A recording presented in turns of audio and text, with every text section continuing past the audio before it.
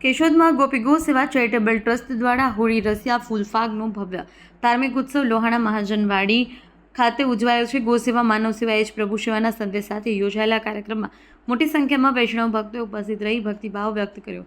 શ્રી ઉત્સવ પ્રિયજી મહારાજના આશીર્વાદથી યોજાયેલા મનોરથમાં રાગી વૈષ્ણવોએ પરંપરાગત હોળી કીર્તનો ગાતા વાતાવરણ કૃષ્ણમય બની ગયું.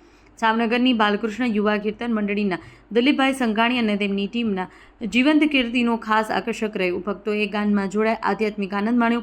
કાર્યક્રમ રાત્રે 8 વાગ્યે શરૂ થઈ મોડી રાત સુધી ભક્તિ રસથી ધારા વહેતી રહી.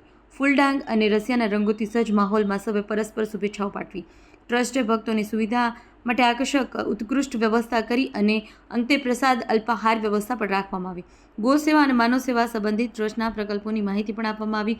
ઉત્સવ શિસ્તબદ્ધ અને આનંદમય રીતે પૂર્ણ થયો. રિપોર્ટર અનિરુદ્ધ સિપાબરિયા, કેશોદ.